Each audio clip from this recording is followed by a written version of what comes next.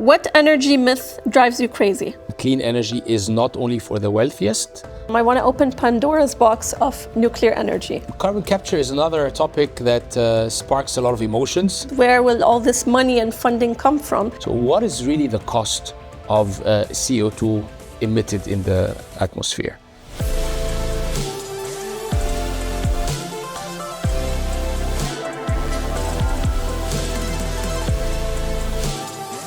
Hello and welcome to episode 2 of That Energy Show. Today we have Karim again with us. Karim, we have you for the inaugural season of That Energy Show. First of all, I want to hear a bit, how did you feel after filming the first one? And how do you feel looking at the topics we have today? I'm really excited about coming again and continuing our discussion and dialogue. I feel it's a very good format, especially at this point of time where a lot is happening in the world, and energy, of course, is always in the center of the agenda. So I'm looking forward to continuing this together with you today. In the last episode, we talked a lot about where the energy trends are headed, how we see them, how we can prep when it comes to this. Today, I want to talk maybe a little bit about how we are headed there. So, cost, technologies, people, the workforce, what do we need to get to where we are? And are we ready to do that? Right? And a lot of these questions, by the way, are some personal curiosity from working in the business and hearing a lot of things which make me also wonder. The cost of energy transition, right? We hear a lot of this. It's a lot.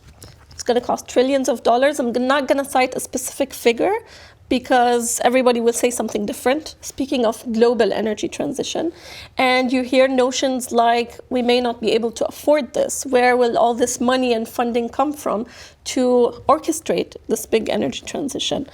How do you react to such statements about the cost of energy transition and where this money is going to come from?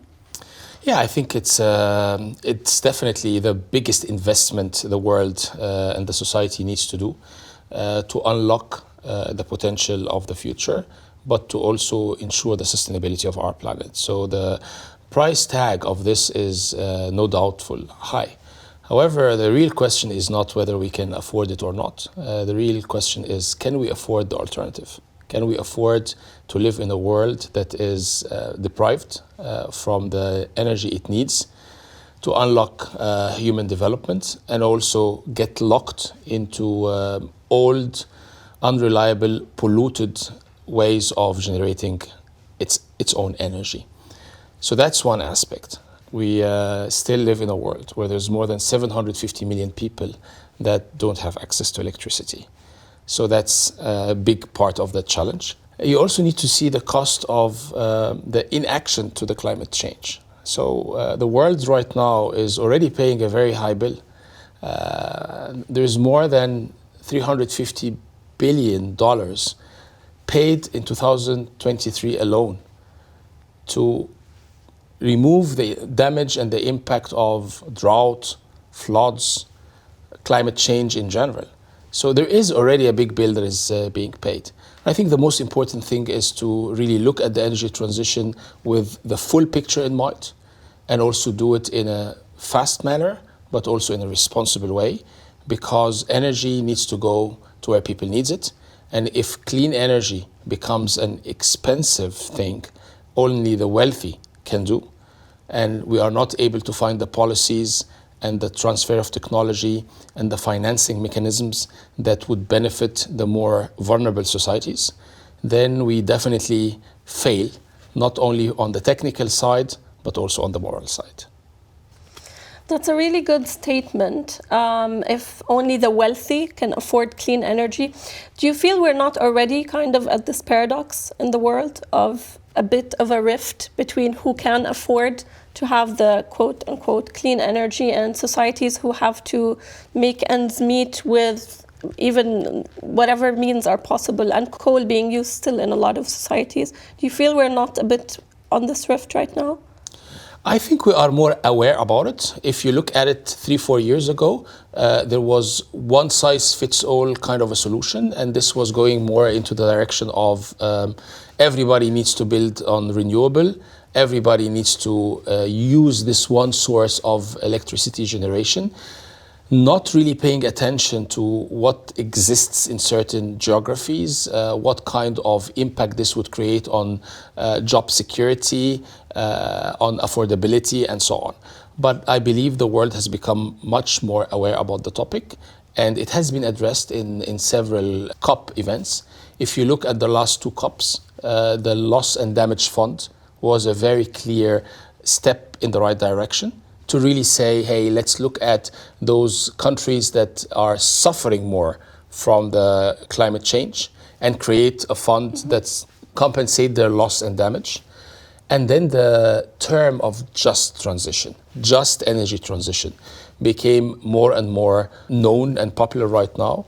And I think now what needs to happen is more financing mechanisms that translate this ambition into reality.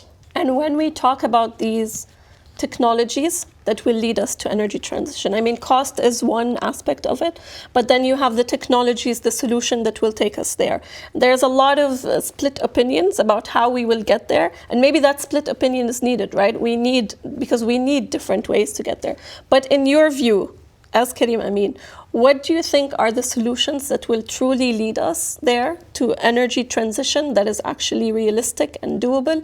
Which solutions are scalable and cost effective in a way that can truly be implemented now and in the near future? Amna, talking about different types of technologies is already an important part of reaching this just and equitable energy transition, because you start immediately looking at what is available in certain countries or in certain regions. You have a multitude of technologies and there is no silver bullet. The real solution is in looking at how to complement and not to compete between these technologies and solve an equation of maximum energy, minimum emissions. So when we look at them one by one, the clear, obvious front runner is solar power, PV solutions, and wind. They are scaling the fastest. You see that in many countries. But they come with their own challenges, and everybody knows it by now.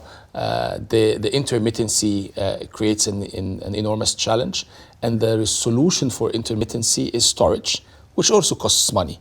Right? So you need to look at the myth of, is renewable energy free of charge? It costs us no money. It's not true. It costs us a lot when it comes to solving for the intermittency issue. Then you see other technologies that are up and coming. One of them is the renaissance of nuclear energy.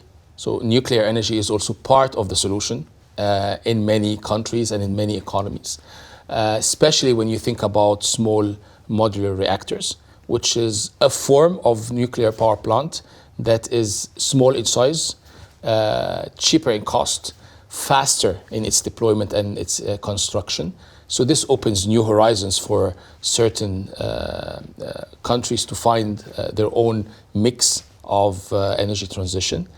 And then there are other technologies which are also important part of the aspect in solving this issue.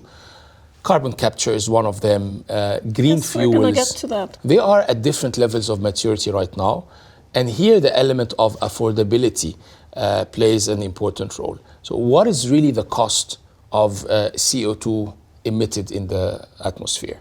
And to which extent can certain societies accept that this cost needs to be paid by the population?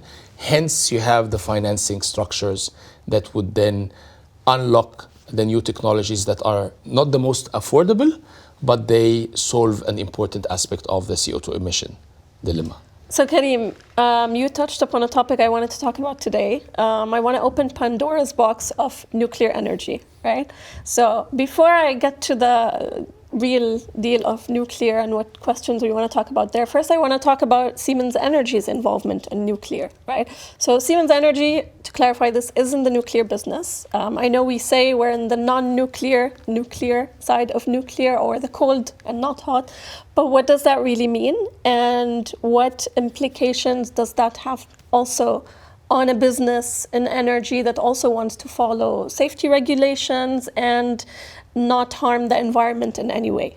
Clear. I also want to open this Pandora's box, so it's an important It's open now. element of our energy transition. Let's start by defining what nuclear power plant is really all about. It's about a nuclear reactor that creates energy from the nuclear chemical reaction, splitting an atom that creates heat we use to boil water, and this water turns into steam, and then the steam is then taken to rotating equipment, a steam turbine, which is the core business of Siemens Energy, and from the steam turbine we generate electricity.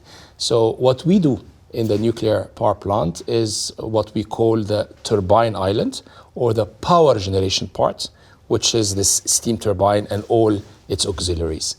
The nuclear part, which is this nuclear reaction process that I just talked about, Siemens Energy is not having the technology there and it's not active in there. We have been in nuclear power plants for many, many years in this steam turbine part, and also in the instrumentation and control. These are the control systems that is used to control the operation of this steam power plant. So that's first what we do in the nuclear power. So essentially, you already are in the steam turbines business. You make steam turbines, Right. Just like you do gas turbines, and then you use these steam turbines in nuclear power plants to generate power. Correct. Is that a simple way to put it? That's a simple way to put it. Exactly. Yeah. And you talked also about these instrumentation and control systems. What value do these add? How do they work? Is it a digital system? Maybe we open this up a bit. People outside the nuclear industry always have very sometimes strong opinions without knowing all the facts, right? So I think it's good if anybody's interested to learn more about this, what technologies are involved in it. And then we get to the more critical aspect of the reality of actual nuclear power plants existing as a whole. Right. So Instrumentation and control is the neuro system of a power plant. It's where all the commands and the input and output signals that controls the operation of the power plant, any power plant, a gas-fired power plant, a coal-fired power plant, a solar PV, you need a control system that basically tells the equipment how to operate, how to engage safety measures if something outside of the norm happens, when to start and when to stop, what is the sequence of that, etc. And we do this for all power generation equipment. We have control systems for gas-fired power plants, also for wind turbines, as well as for nuclear power plants. The difference in nuclear power plants is that there is much more strict system for safety, because nuclear energy is hazardous, and of course you have a much more strict way of managing this. So the codes to be applied in a nuclear power plant is different than in any other form of a power plant. okay, so we cleared now what Siemens Energy does in nuclear, in the nuclear business. Now when we talk about nuclear power plants, which do exist as a reality in the nuclear, in the hot part, and the also possibly hazardous part.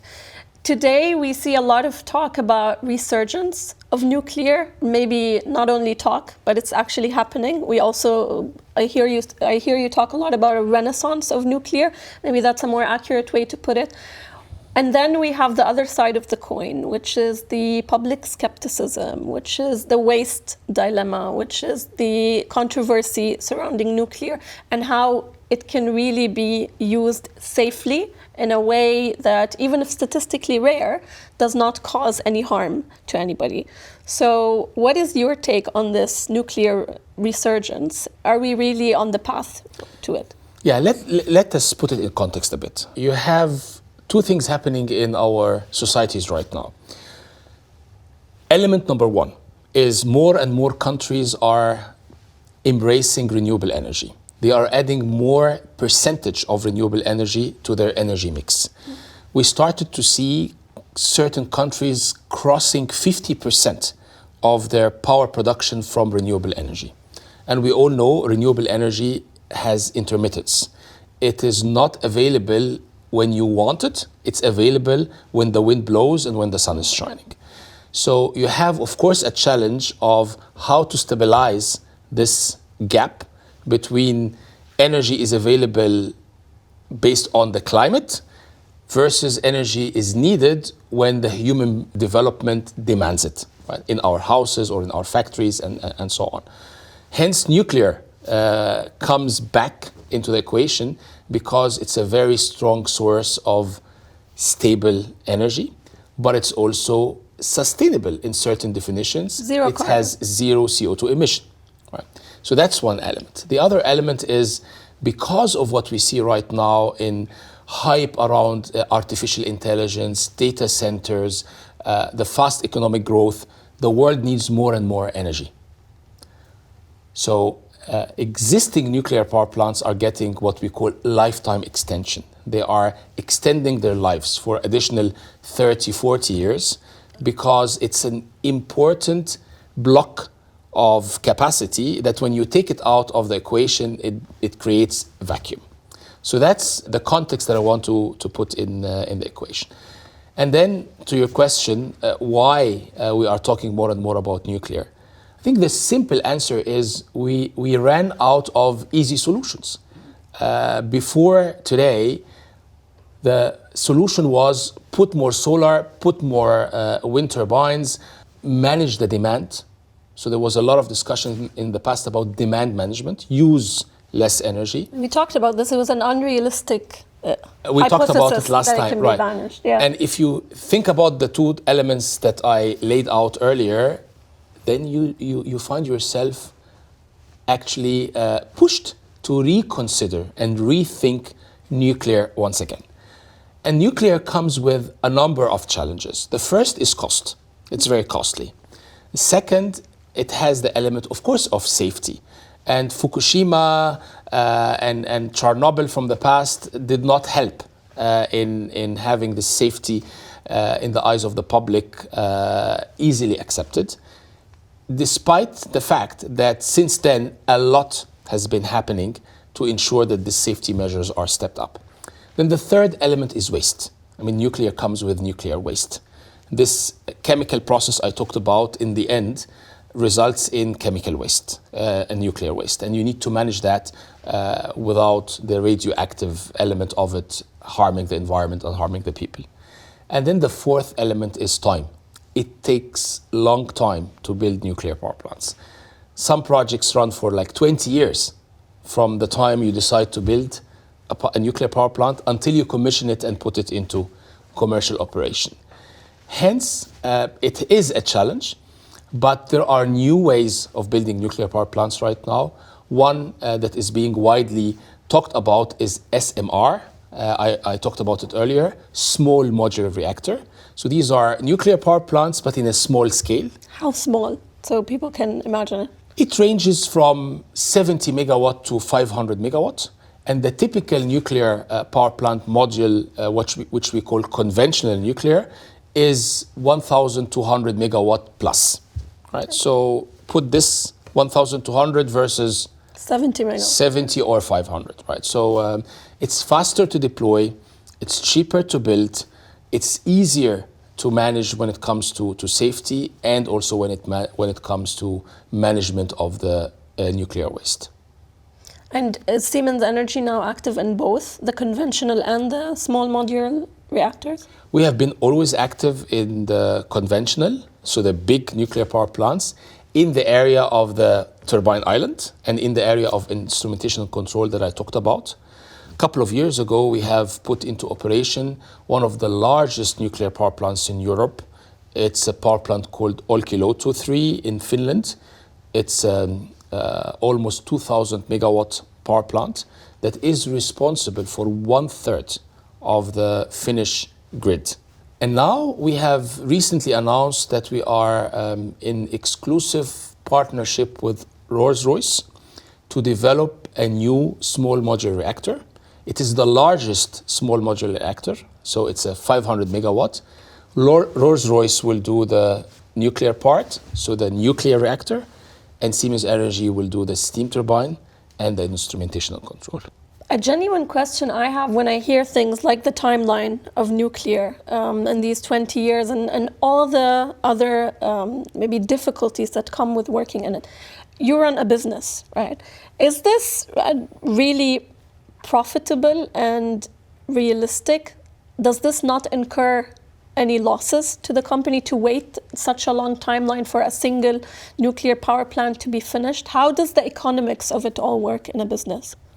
It's a tough one. And many of the projects that I talked about also face the challenge of cost overruns, face the challenge of when the risk is not properly distributed. Yeah. Because you cannot really calculate it in advance properly. You need to look at it as an important step forward in certain countries decide to do. And then it's a matter of how do you draft a contract that accounts for what is known and finds a mechanism to share risk for what is not known. Right? And it doesn't work that you put all the unknown risk on one party.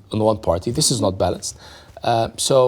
Yes, I would say it could be profitable if the risk is, first of all, understood and then managed in a way that is distributed equally, where the party who can manage the risk better is assuming this unknown element.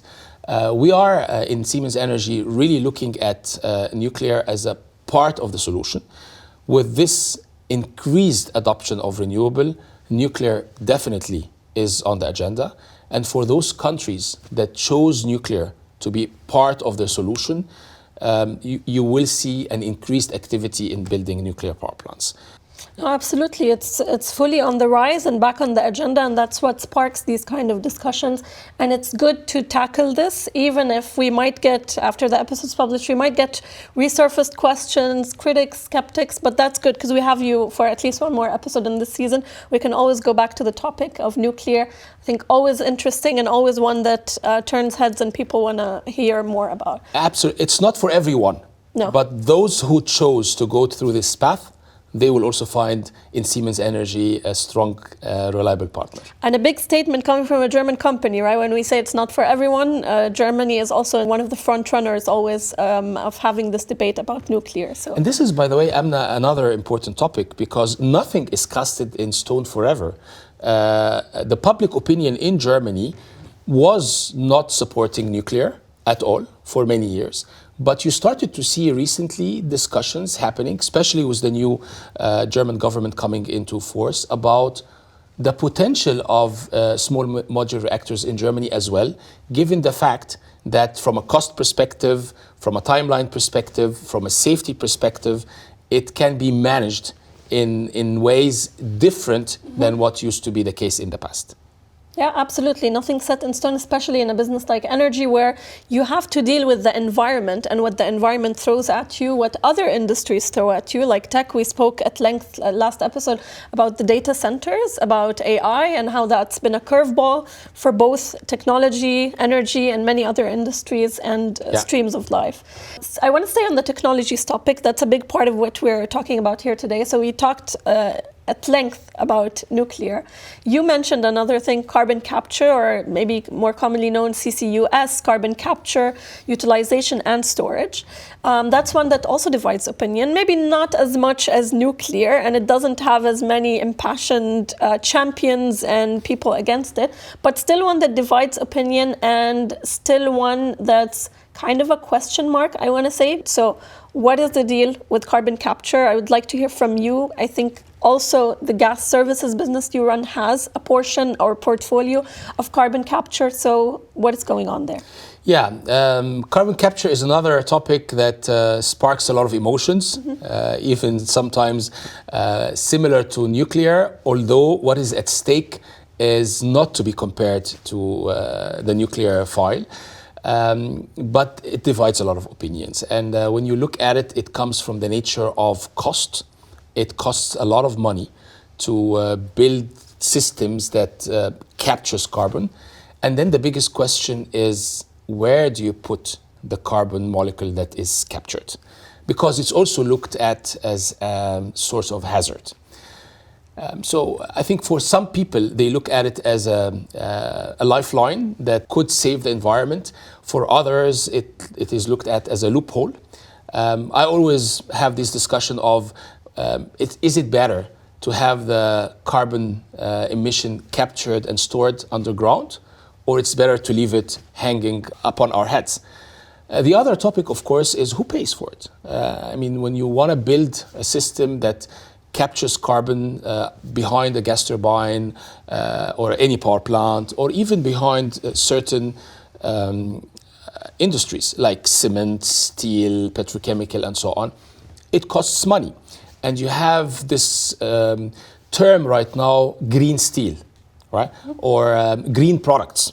Even when you travel right now by plane, there are different fares. When you buy a plane ticket that says, if you want to encourage the CO2 reduction, then there is this sustainable aviation fuel, SAF for short, that you pay for the same plane a higher price because you are promoting the CO2. Depends on where we are and which society we're in. There are certain societies more prepared to pay this price than others. So cost is also an element.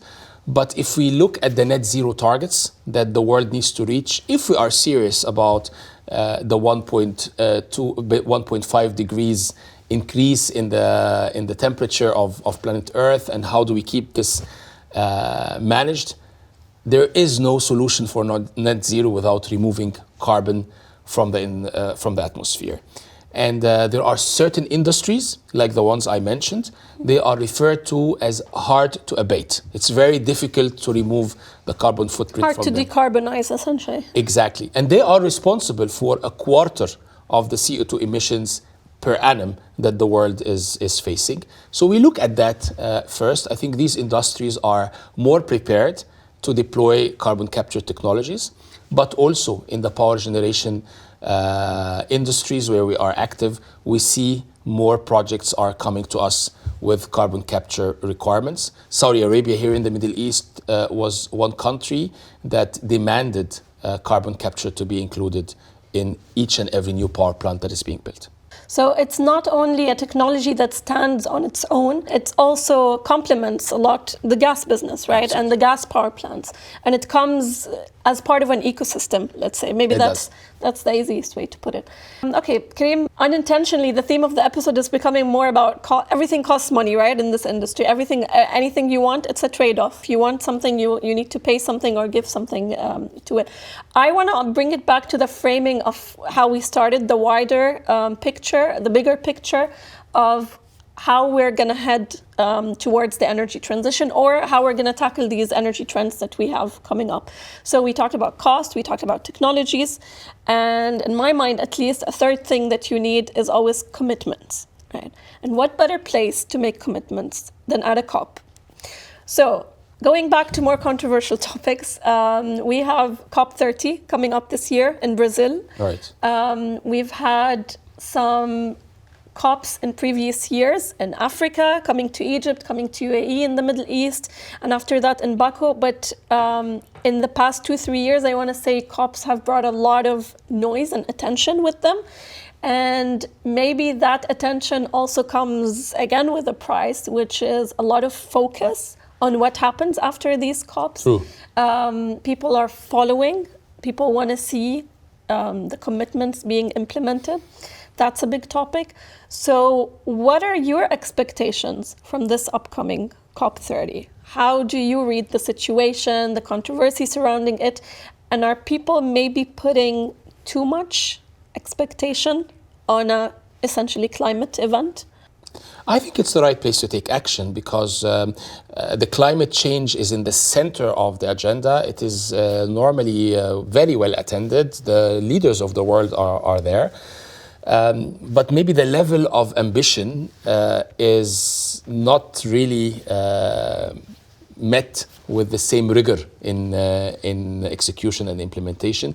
When we look at the previous COPs, and we just talked about the just transition and so on, the fact of the matter is they really brought awareness towards how do we have loss and damage. This was part of the outcome of the COP's deliberations.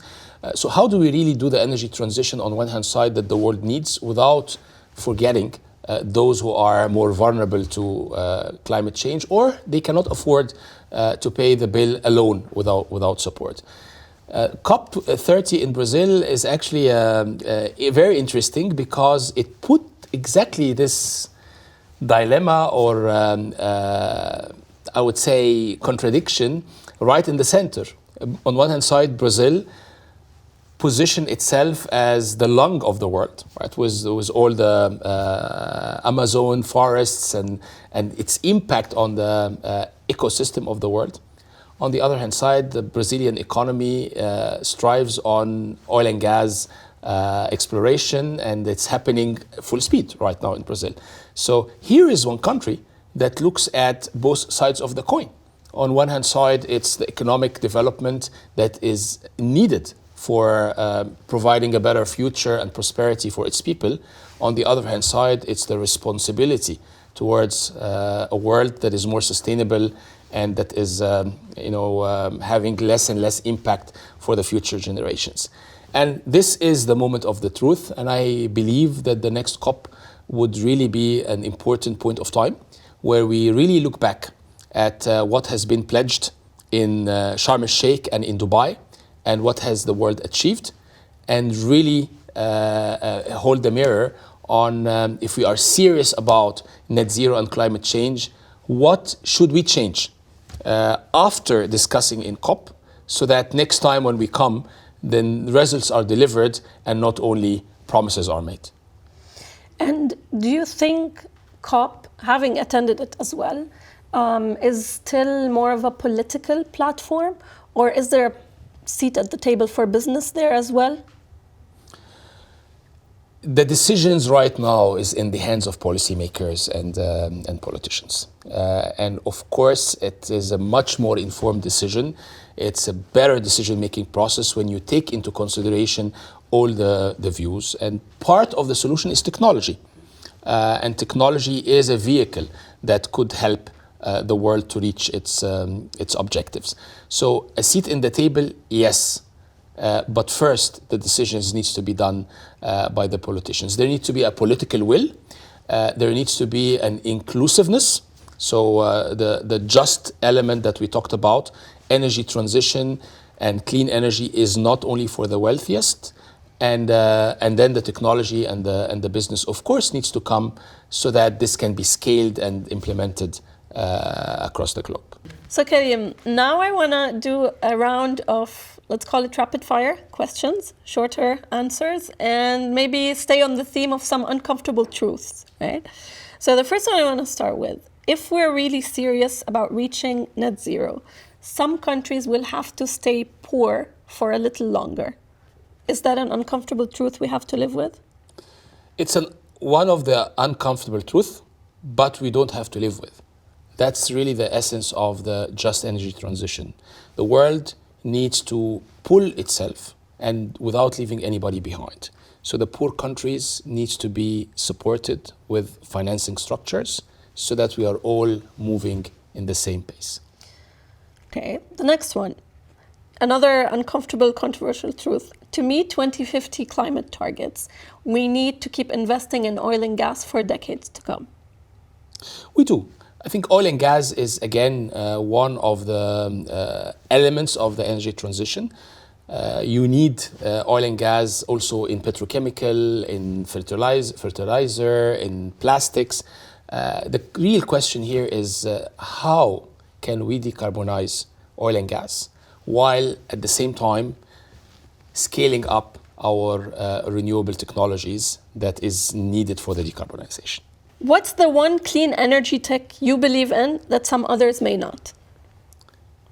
I think a lot of people believe in it. I would pick long duration storage.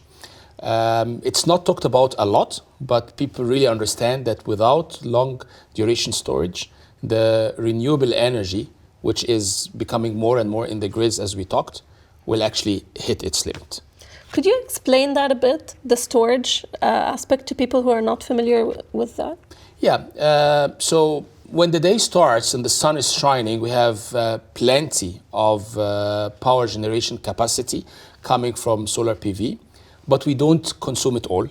So if we don't store it, we will lose it. And then comes the night when there is no sun, and then we need this energy that we store.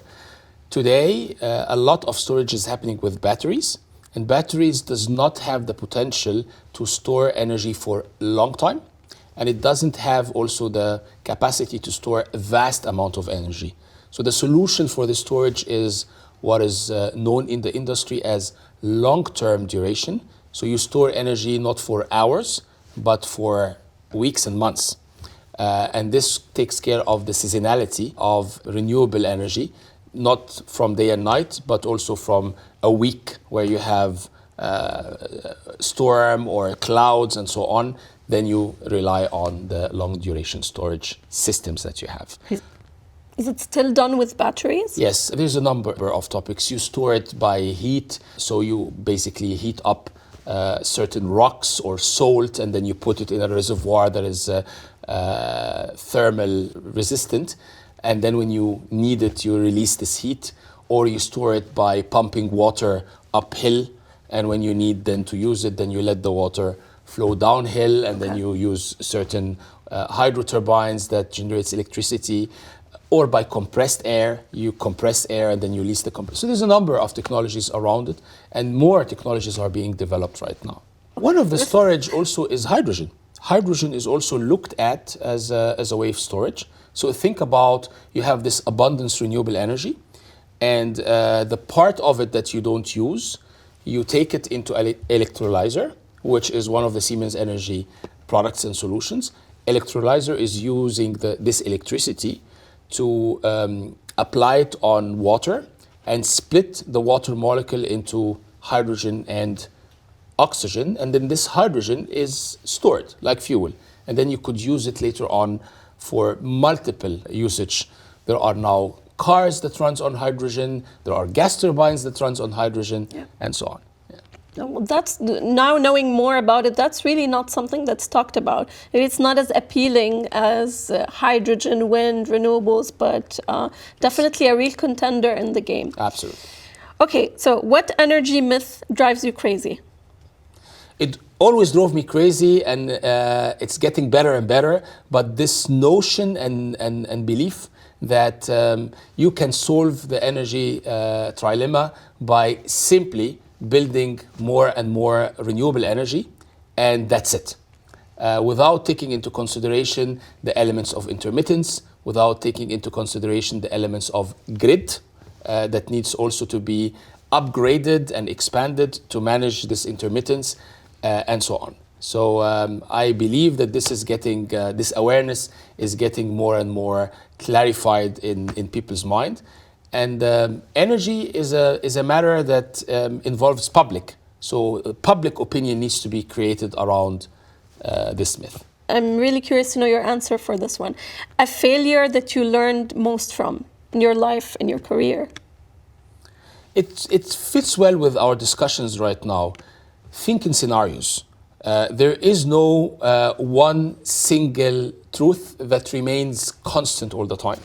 And sometimes people believe that I have the vision and I know that it's going to go into this direction, and then things change.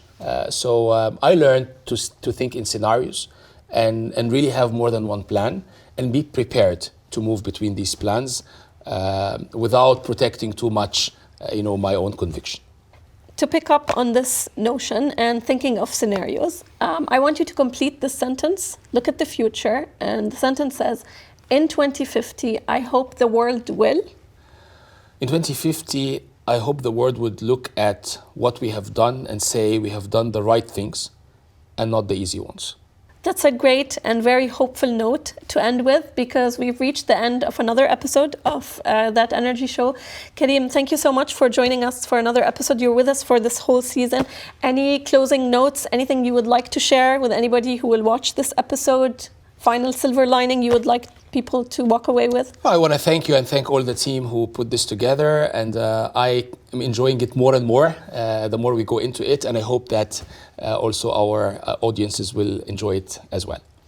Thank you so much. I hope so too. This is, as I said in my intro, something new that we're trying. We're trying to break down these big energy questions, words, notions in a way that's simple and understandable to everyone, but also add a little bit of insight from our experts to it. So if you like this, make sure to like, subscribe, and stay tuned for another episode next month. Thank you so much.